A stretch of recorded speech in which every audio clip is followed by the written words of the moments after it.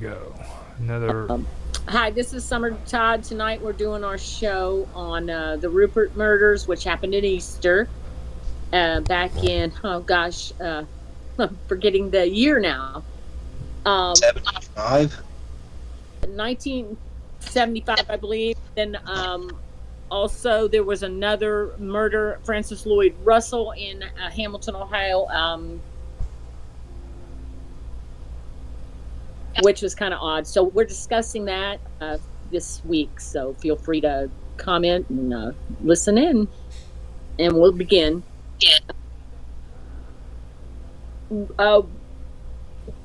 We're discussing the Rupert murders was in Hamilton, Ohio, and that was what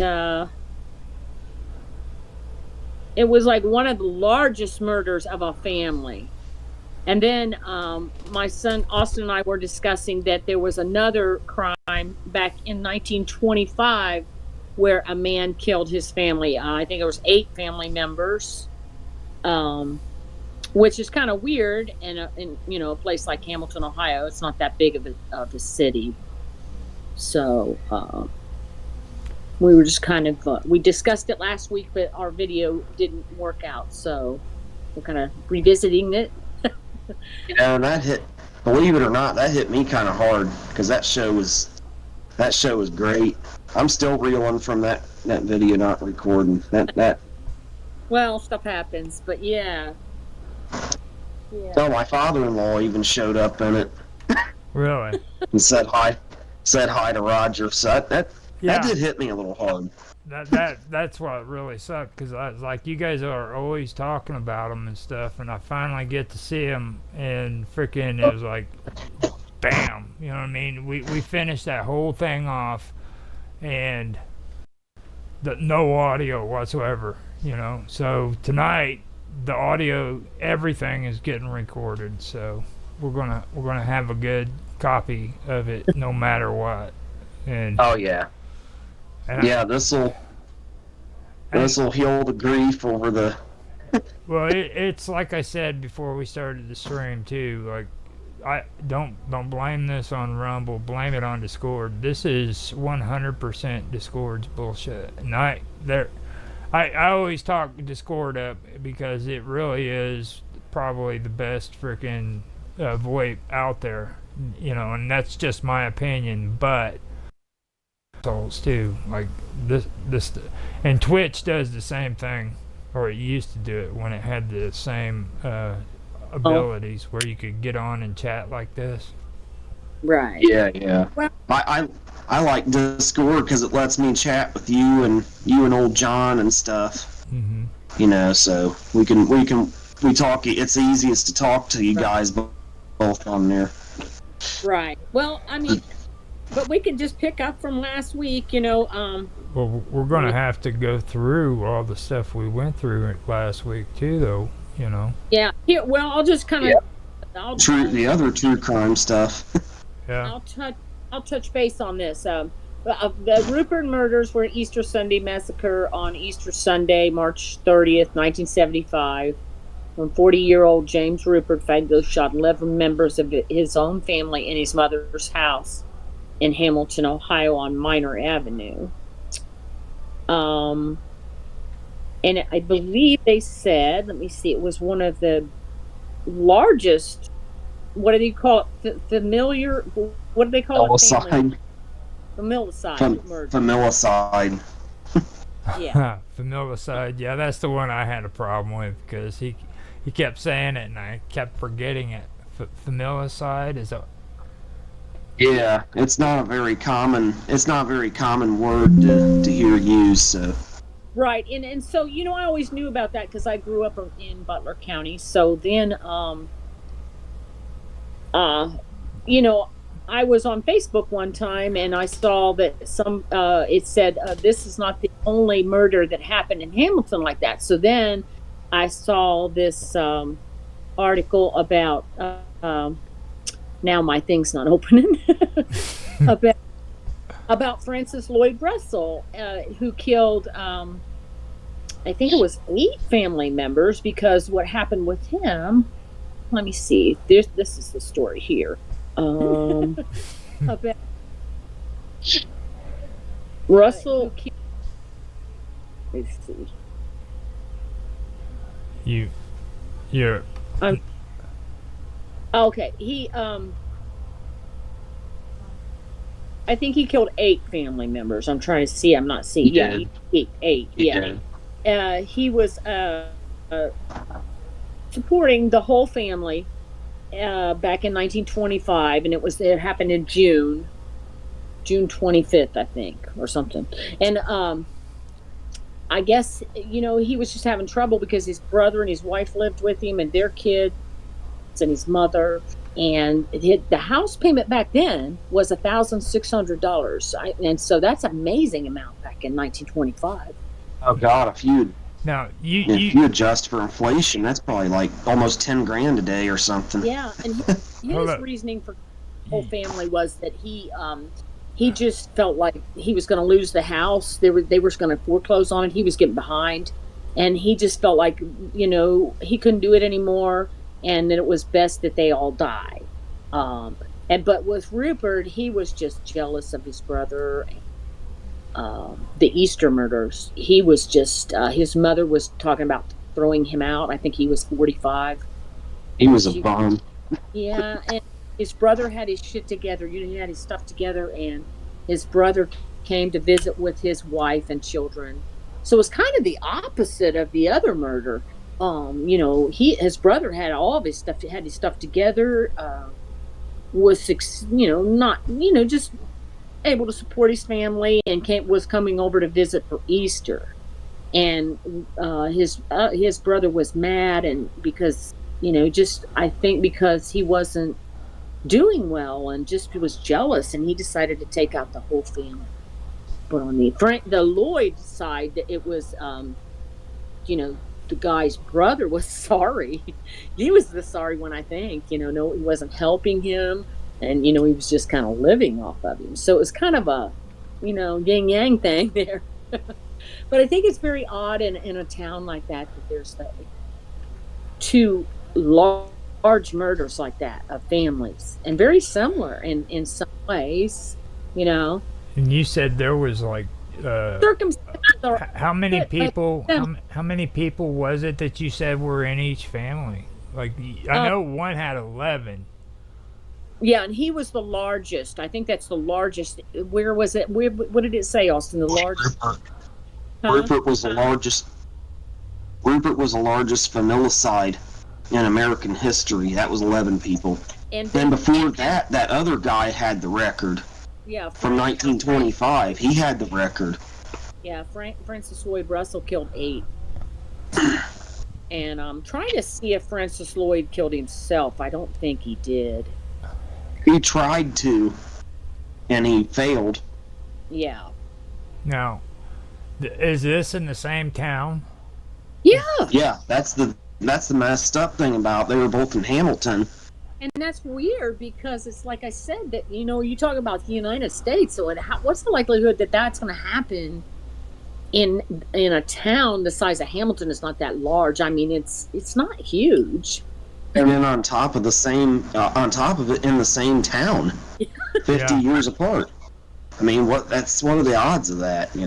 Well, there's a lot of strange things that people talk about with that stuff. I don't know if it's true or not, but like certain events happen over a certain period of time, and it just causes people to just flip out and kill other people. Like I said, I don't know if it's true or not, but like, why do they come up with like shows where frickin' 75 years, every 75 years something happens that causes like a like a repeat.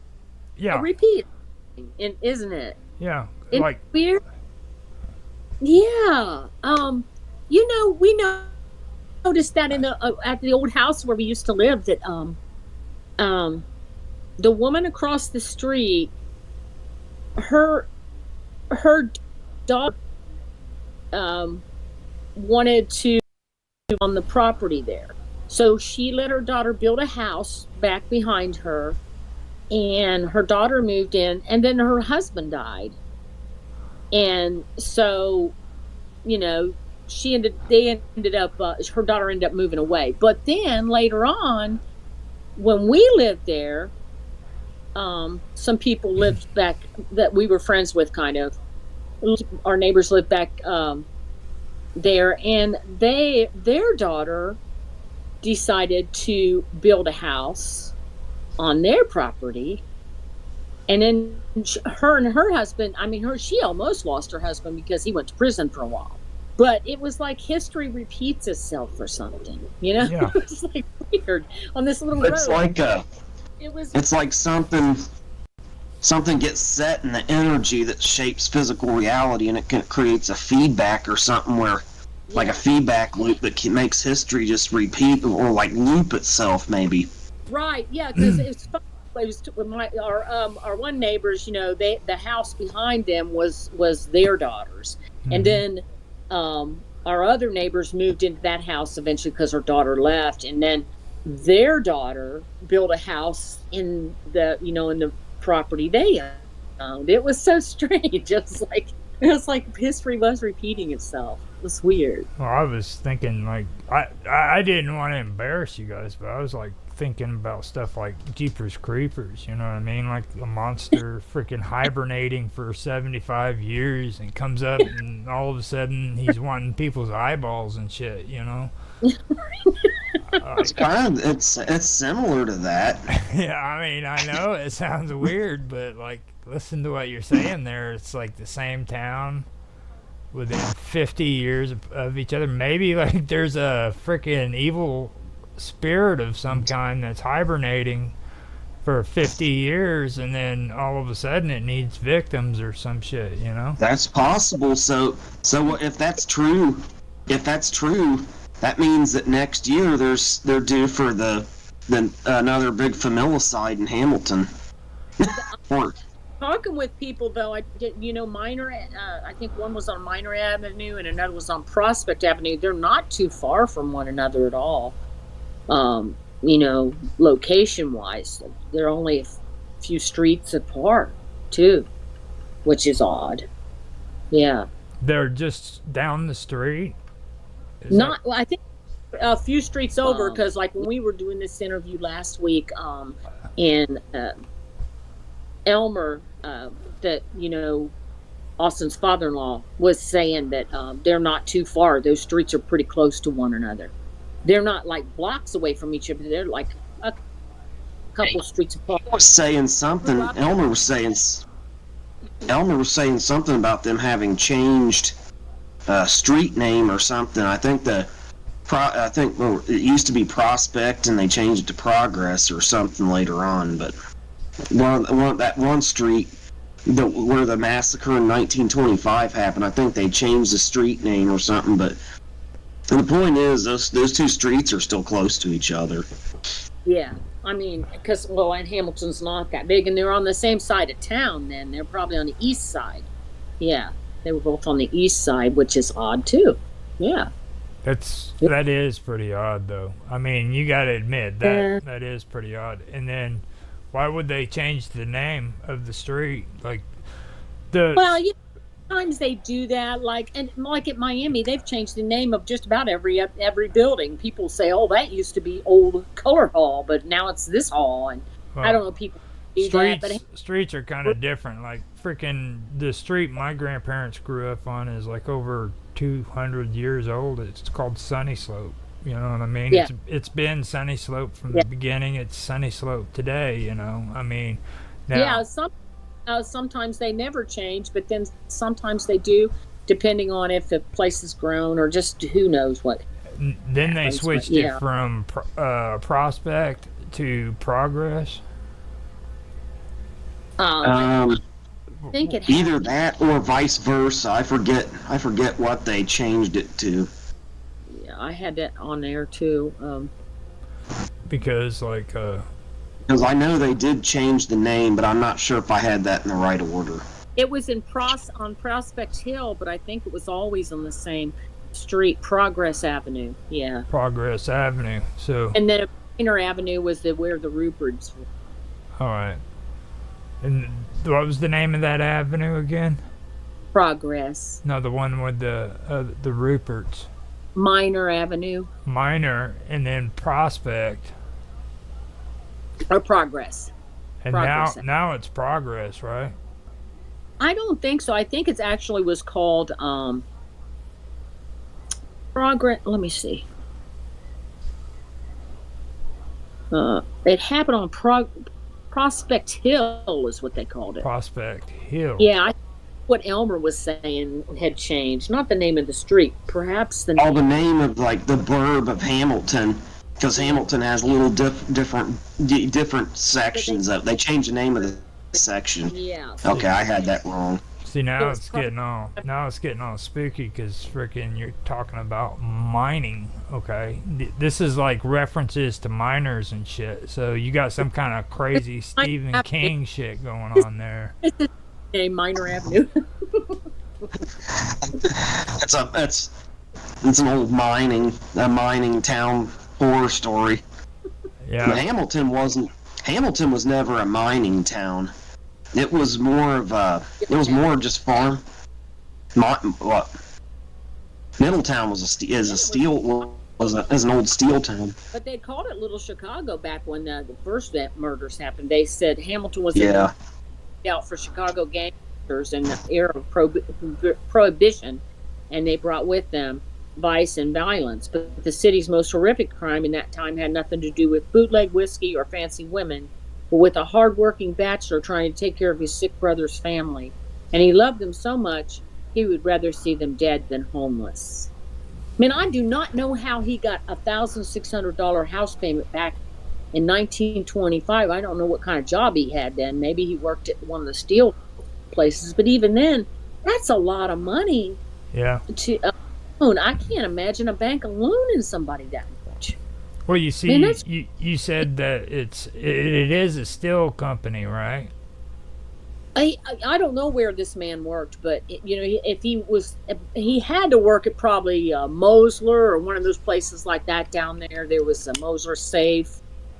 There were some paper companies down there too, but still, I can't imagine that even if he made a lot, that how they thought he could pay that. I don't know what was wrong with the bank that loaned that to him, I know what that's all about. They were making money, dude. Like, I guarantee you, he's not the only one. Like, they probably thought that they found like the kosher golden spot where if they freaking lived there, they were going to get rich, they were going to make money, and right. All these bankers were pushing that freaking agenda. I check into it. I guarantee you'll find freaking prices were probably expensive as hell back then. That was probably one of the things that. Now, if you think about like a person that has a big house, $1,600 is a pretty good amount now. Yeah. Even. Well, did you say that's payments? Those are payments. That was his house payment in 1920. One man. Yeah. I was like, good Lord. That's a lot of money. I mean, if you adjust for inflation, it's probably like 10 or 15 grand a day. I don't know what how you would calculate what that'd be in today's money, but it's a lot. Yeah. Right. And I mean, I can see why he was under such pressure. That was phenomenally too much. You need to contact the newspaper place and let them know that they made a typo. I don't think so. It could be a typo. I mean, seriously. I don't think it is, because I've read it in there's more than one article that says it, and that's why they were saying it's, if you look at that today, I mean, it's overwhelming. But I still say it's a typo. There's no way. I'm sorry, but like that's a lot of money. Well, he had to, maybe he had his mother co-sign or something. You never know. He might have. Maybe his brother was working part-time, but I don't know all the details about it. Actually, how many people were in his family again? Well, there was 3 adults. That was four. It was his brother and his wife and his mother and him. So, but I don't think the mother was working. I don't think anybody was working but him. How many kids? Like you said he killed like how many? 8. So there had to be 4. Yeah, and actually there was a child that got away. I think it was a little girl that got away in this crime. So that would be Yeah, 9. but yeah, she didn't get shot though. So there was 8 he killed. 8, and then the one that got away, that's 9 people. So you're talking about a house that's big enough to house 9 people. Yeah, of course, back in the day, if you go down to Hamilton, there are some very, very large homes because a lot of times back in that time, back in the day, there were several families living in some of those houses. And nowadays, they've divided them up and they'll rent to like 4 different people or 6 different people, 6 different, families or whatever. But back in the day, those homes were pretty big like that. Mm-hmm. It was one of those huge homes, like on Dayton Street, Austin. You've seen them. Oh yeah, because they had extended families living together and several different families in a lot of cases. Back a lot, in the 20s, and families lived together. They didn't. Now we're getting back to that. It seems like because people are so broke. Everything's getting so expensive. Extended families are living together. They're going to go back to homesteading and get off the grid like the homesteading. Get homestead frontier homes. I was watching a show about that the other night. Which really strange too. I mean, we talked about Rupert and we talked about this Lloyd guy, but also we talked about Rhett Depew, and outside of Oxford, that was pretty bad. I mean, he killed 3 girls and their mother. Wasn't it, Austin? Was it 3? Yeah. Yeah. It was yeah. 2. I can't remember now. I have to look that one up too. And he took the baby outside and didn't kill it, but I'll have to look that up. But that's pretty good size for outside of Oxford. That's that kind of murder. And Oxford and Hamilton are within about 15 minutes of each other too. So I think that it's the whole area. That's one thing that we were talking about the other day, which in that episode we wasn't able to keep, but it was like I seriously think that that's the whole region.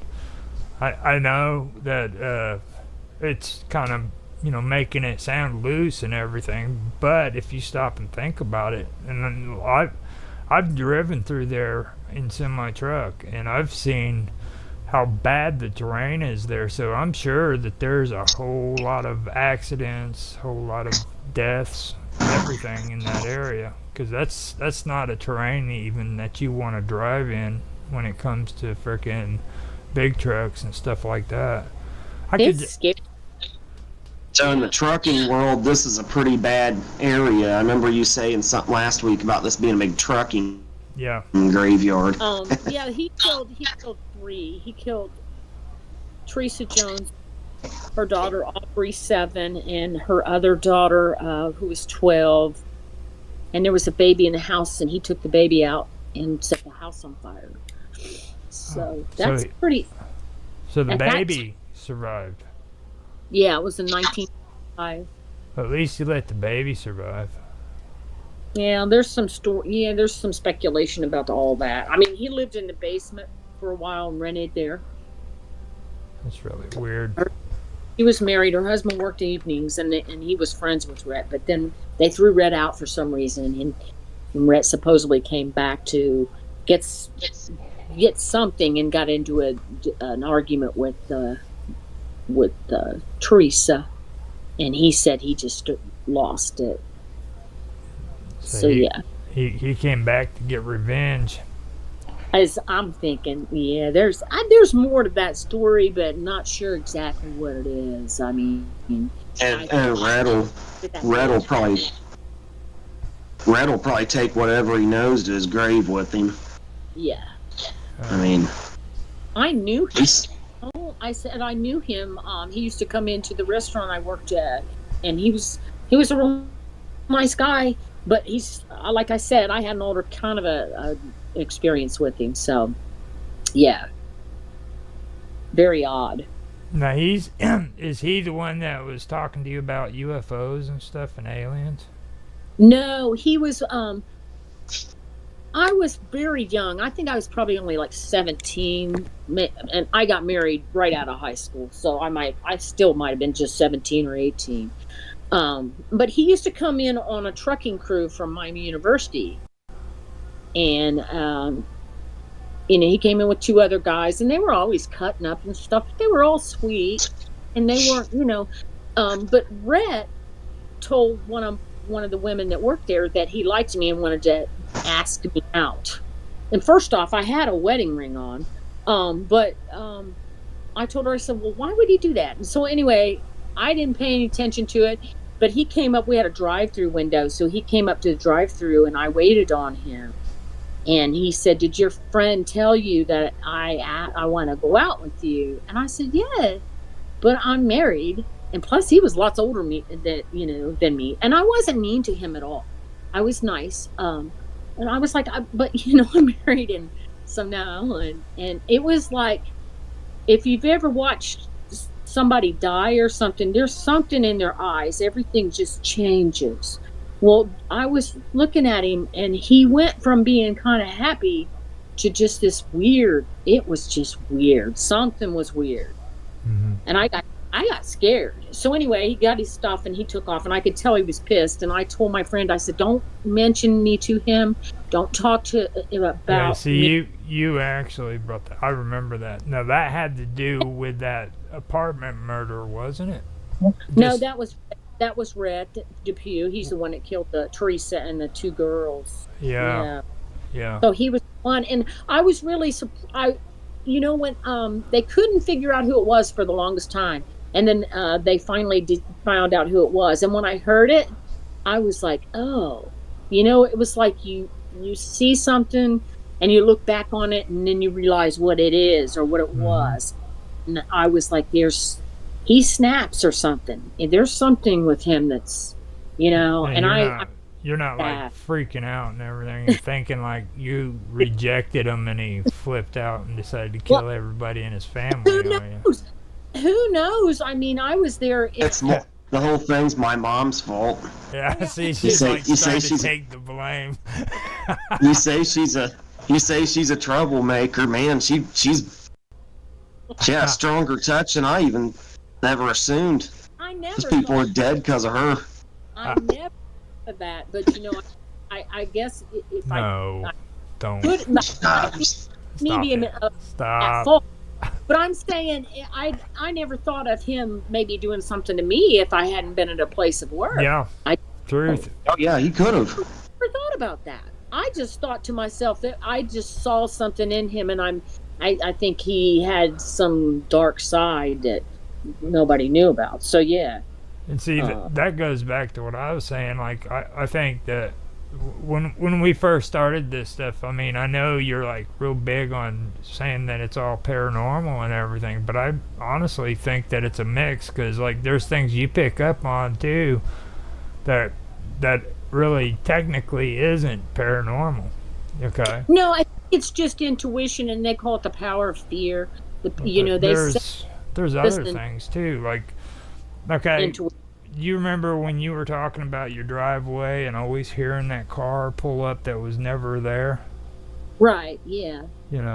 And then you said there was a well that was underneath the house where you was living at, in the kitchen area? Well, of our house, outside of our kitchen, actually we used it. It was a really pretty little well, but it was a deep well. Yeah, we got water from that, yeah. Yeah, and you could, I mean, who's to say that you couldn't pick up on certain things? You know what I mean? You had that kind of vibe going on where you could pick up on those kind of things. I think some people are in tune with it, and but I think as women, I've always heard that we talk ourselves out of stuff a lot because people laugh at us and say, "Oh, you're overreacting," or "You watch too many murder mysteries." But I've always told my daughter to listen to her intuitions. Just don't think that you're overreacting, because a lot not.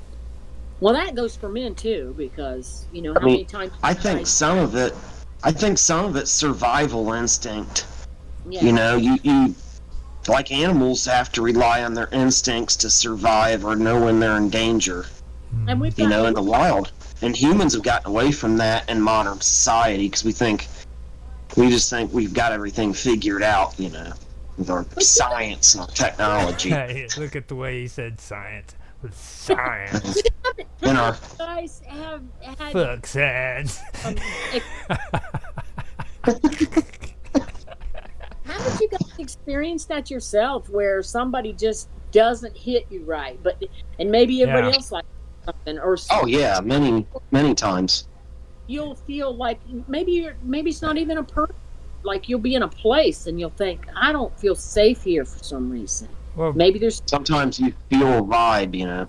Yeah. That's the thing is I'm trying to say too. Like you pick up on it a lot easier than what most people do. Is what I'm getting at. Like okay, whenever we were talking about Michael Paul, all right, he went into the YMCA and he just had that feeling. And then we were talking with Austin, and Austin said something about the YMCA too, wasn't it? That's where the whole paranormal journey that's pretty much led up to me being a part of this community and, you know, this show and stuff began, you know. Yeah. That was kind of my introductory to the paranormal world.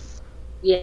You know, on that chlorine, and it reminded me of World War One, which I shouldn't have known about when I was only 3 years old. And well, you know, you guys both know the story, so Right. a lot of the viewers on here might not, but I could drop a link to my very first interview for old John Yeah. with so they can.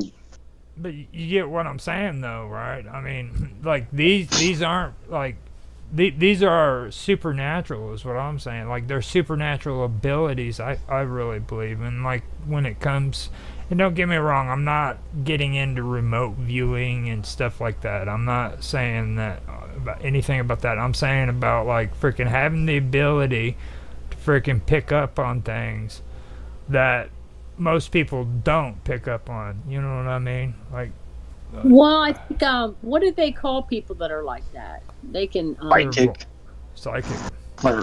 Psychic. I mean, it falls under the umbrella of psychic abilities. They say they're more sensitive. There's a word for it. I always think that I got it from because I grew up on a farm, and not a big farm, but we had horses and we had cats and dogs, and we always had kind of animals.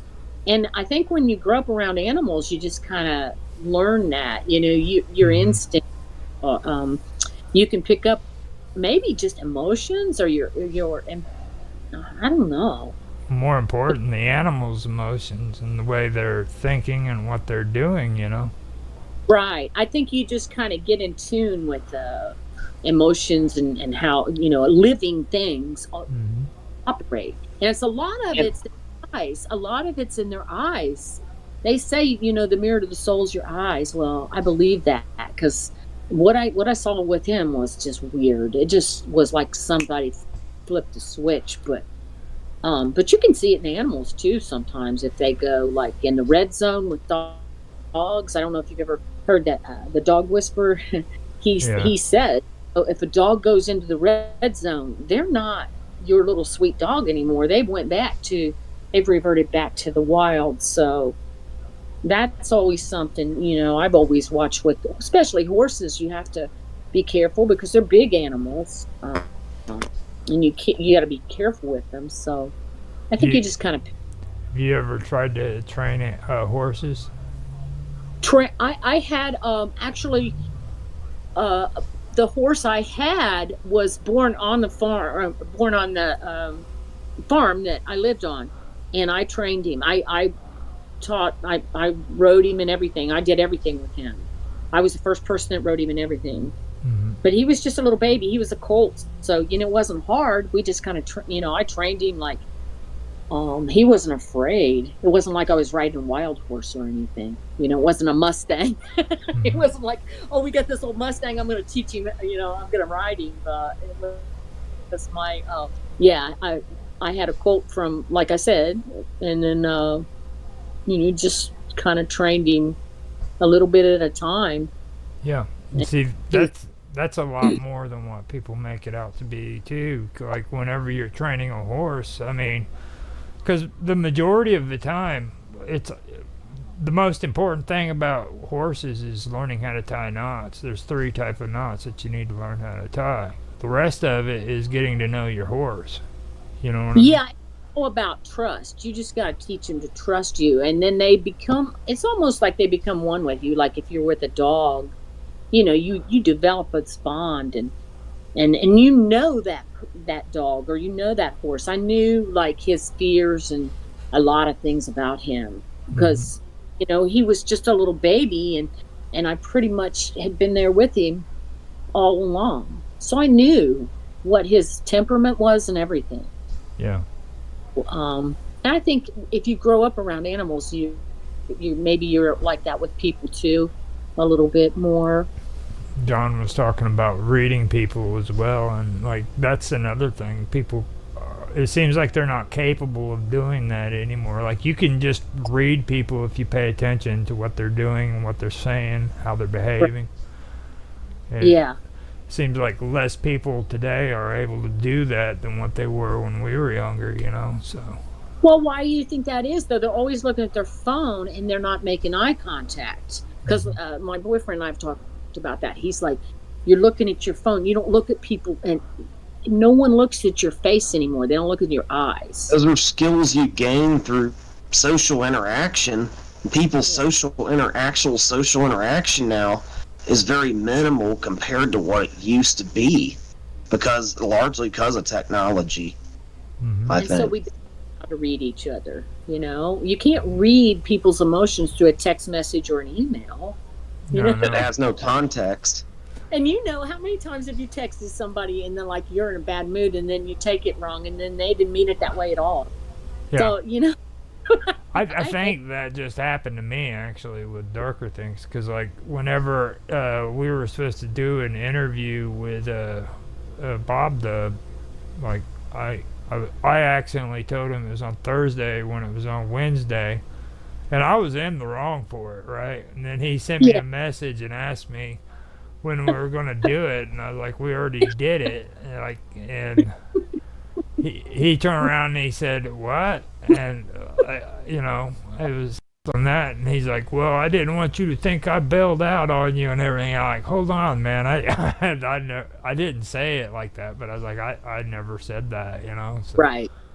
But hopefully he understands that I wasn't trying to say that he bailed out on it, but I think he I mean, you guys didn't get into it over it, did you, or anything? No, okay. I don't think so. No. You don't think so? Yeah. He was. Well, you don't know because you're texting and stuff, so you don't know.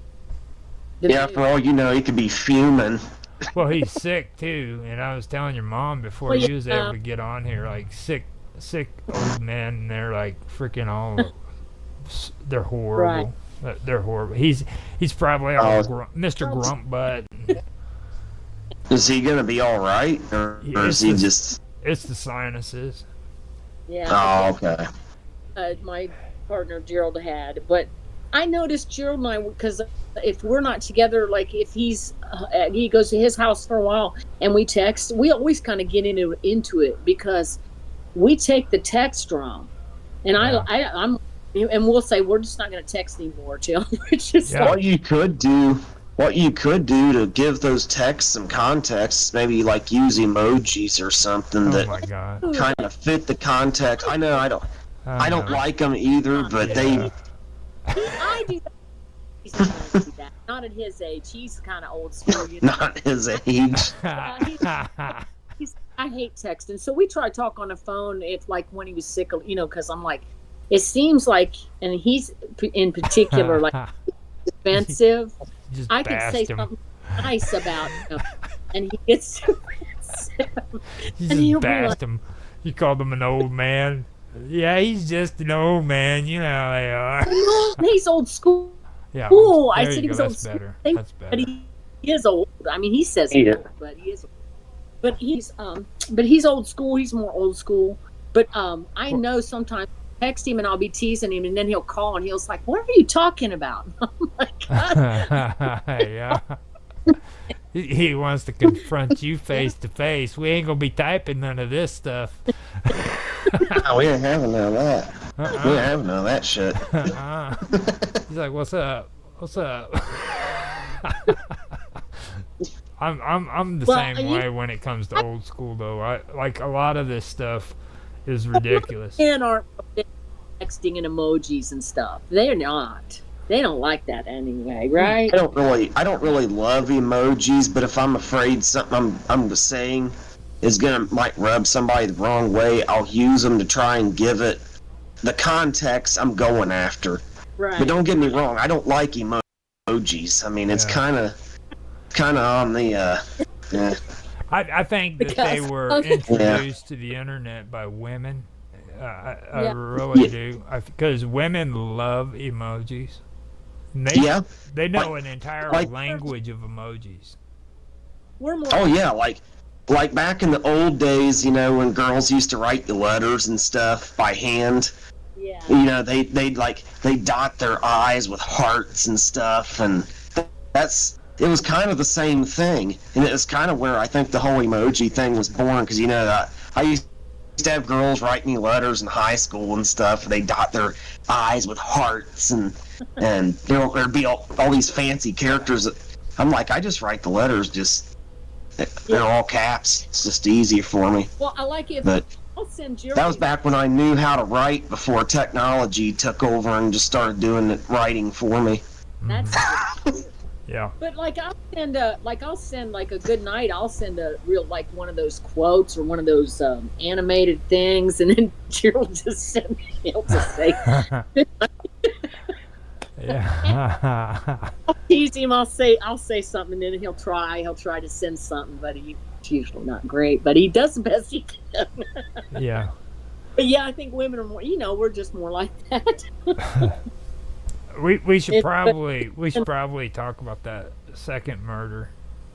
Yeah. The one of Lloyd. What's his name? Lloyd Russell. Yeah, Lloyd Russell.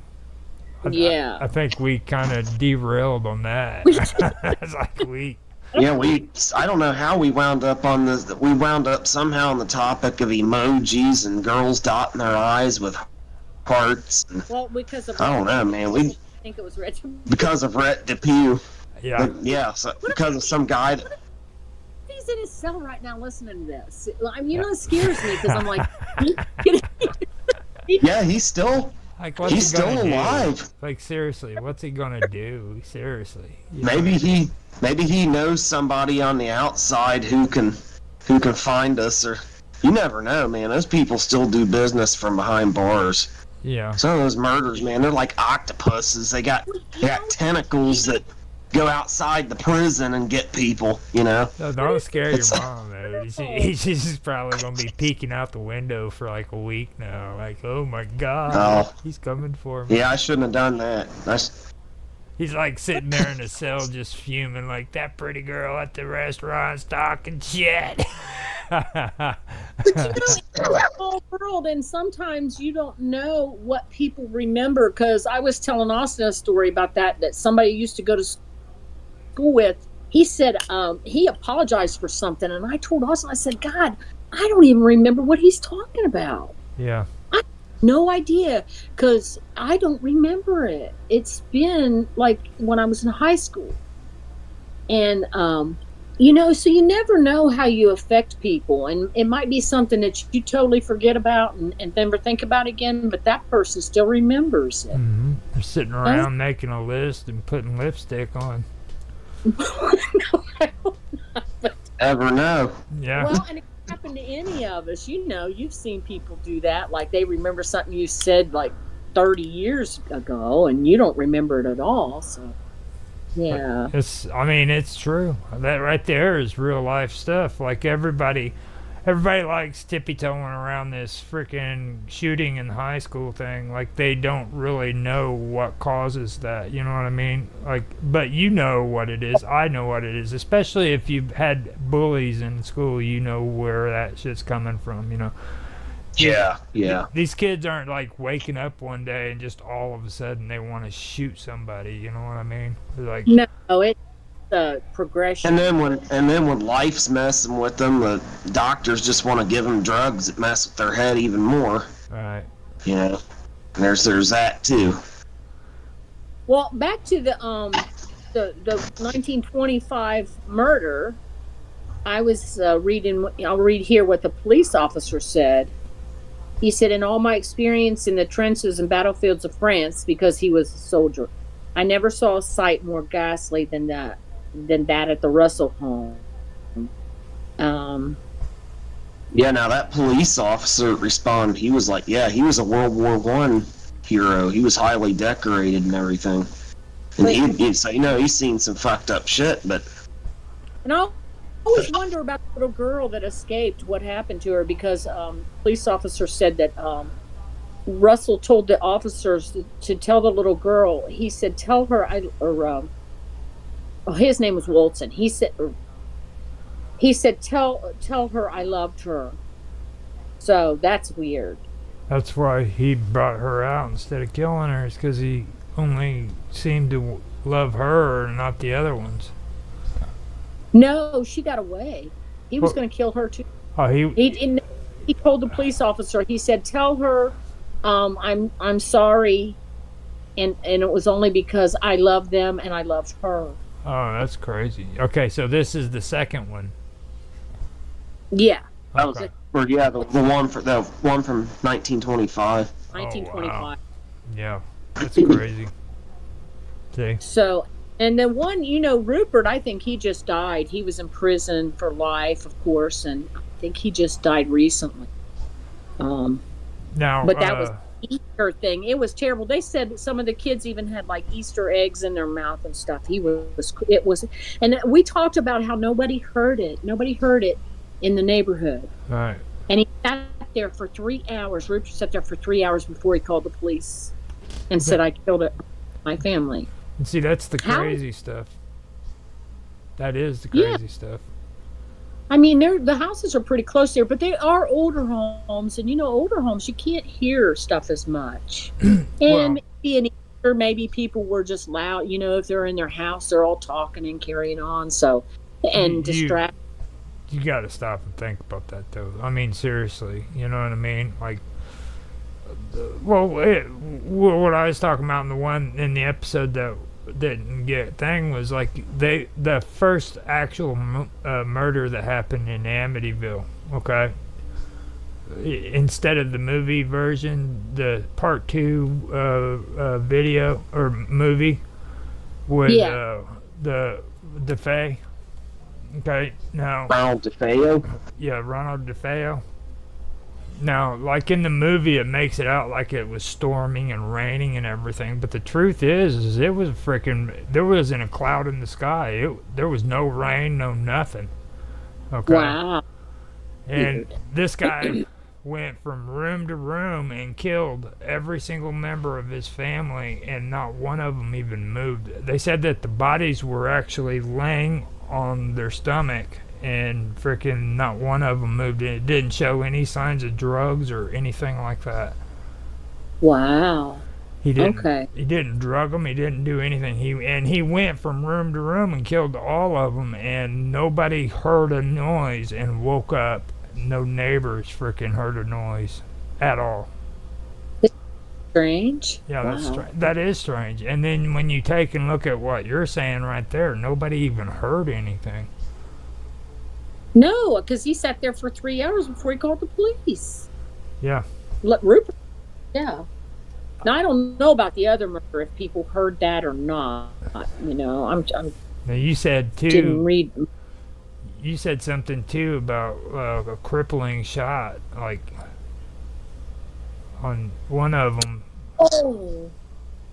He shot him, and then he shot him another time to make sure that they were dead. Yeah. So he saved and then shot them fatally. And, everyone. And they had. So that's a lot. Yeah.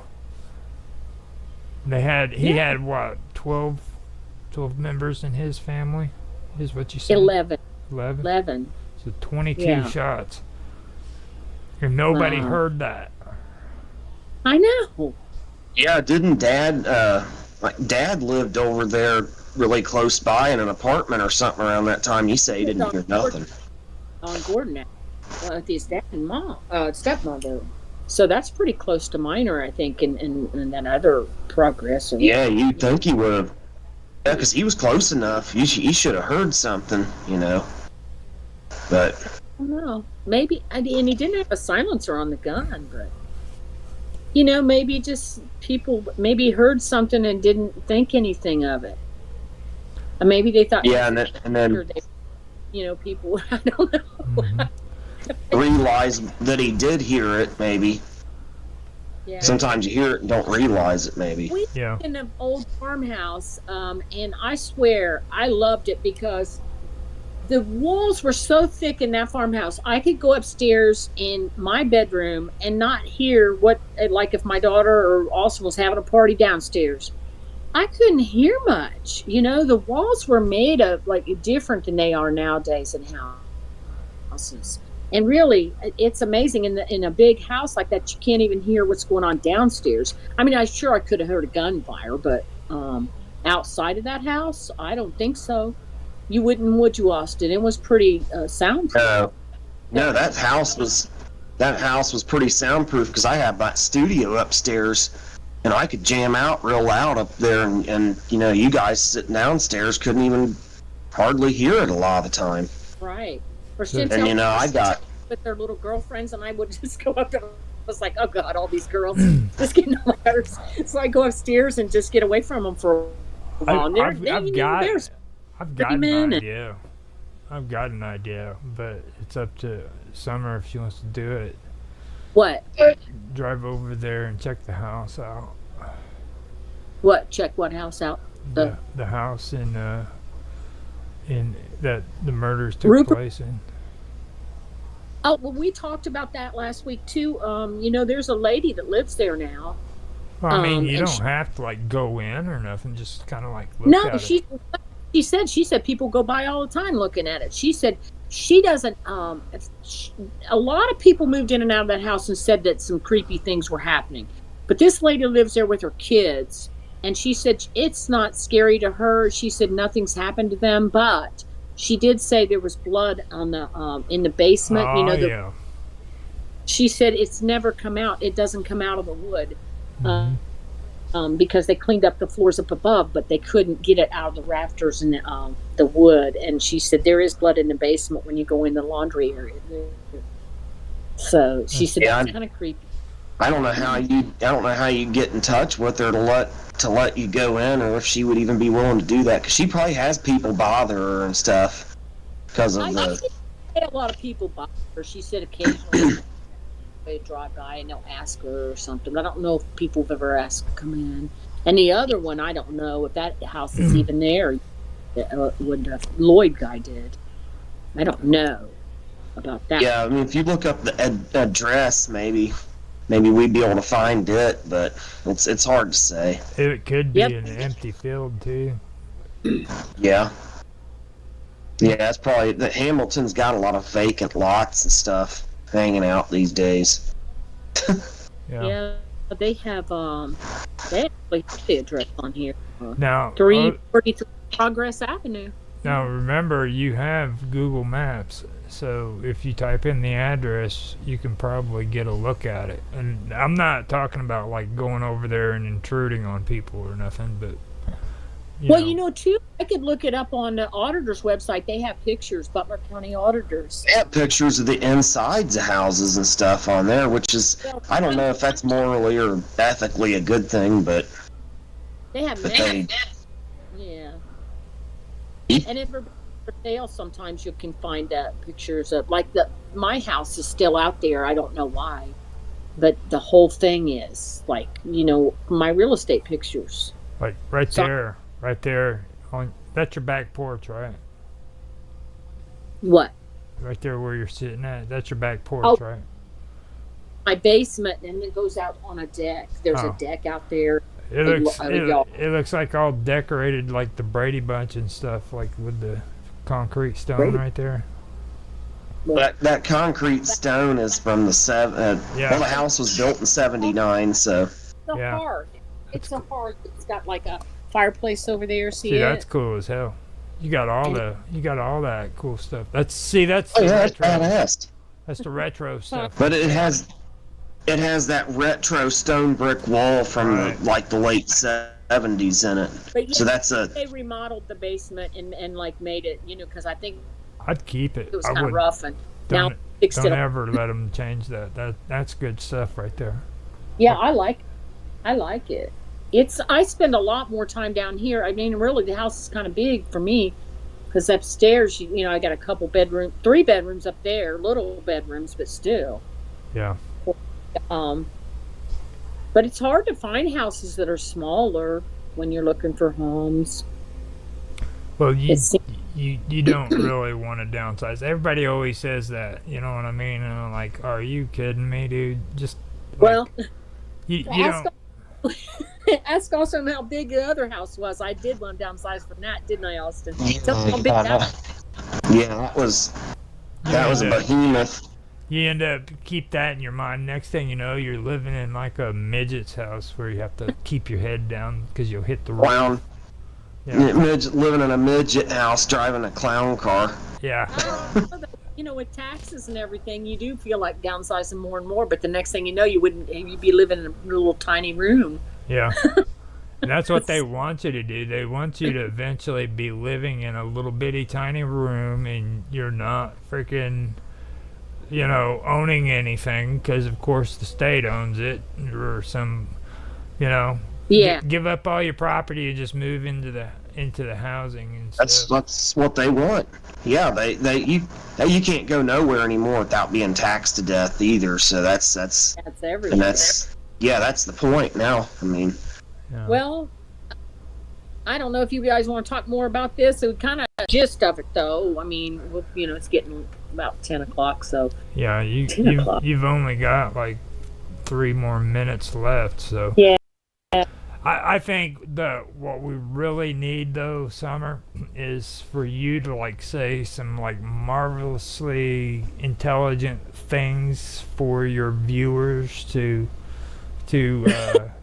take in and stuff, so that we can fill in those 3 minutes, because And you can't cause no more trouble, okay? You can't say something that's going to spur this huge conversation. That the stuff's going to...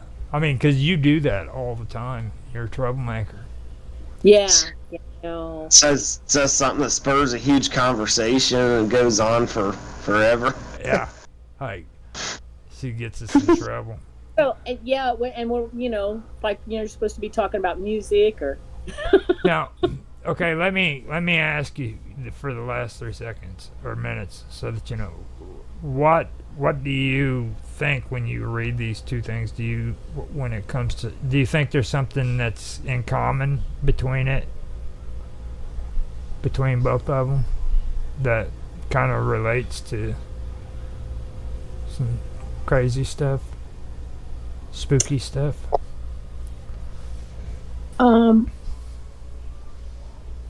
I think they both were, I think demented, right? Mm-hmm. I mean, I just... You're showing your cards off. I can literally see your freaking... Yeah, your all of your whole cards, your credit your cards. whole case, all your cards in it was right in front of the whole screen.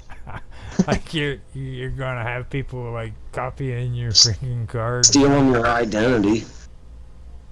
No, well, the one, he was really upset because of he was just, I think it was a psychotic break. Mm-hmm. A total. Yeah, Rupert was already a walking psychotic break for years that finally broke. Yeah. Yeah. No, I mean, both of them were. Yeah. Yeah. It is weird that the 2 biggest familicides though in American history took place in the same town within 50 years of each other, and blocks away from one another too. Yeah. Now even in the same town, they were just the same section of the same town. Yeah. So now that is kind of a strange thing. now that I think about it, we probably shouldn't have you going over there, Summer. Don't need you like hurt, getting Like hurt. drive by there or something. Come back Yeah. all crazy and wanting to kill everybody. Right, right. So No, I think that the two similarities are that they were both at breaking points for one reason or another. You know, they just kind of, what do you call it? Just had psychotic breaks. well, we'll find out. That Austin said that 50 years is coming up.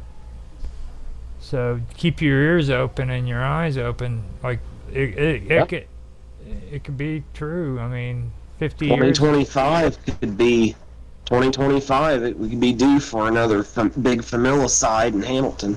Right. Well, So anyway, that I guess that's what else can we say? So we can just wrap it up here, you think? Or Yeah. is there anything else? That's Okay. it. You got to say right. something nice to the people who are watching though, so that we can like tell them that we appreciate stuff. So you do Okay, have to do that. I appreciate any comments. I welcome comments. So thanks for listening. If you've been listening, and have a great Easter. And we'll sign off. Bye. bye. Bye. You can get out of here.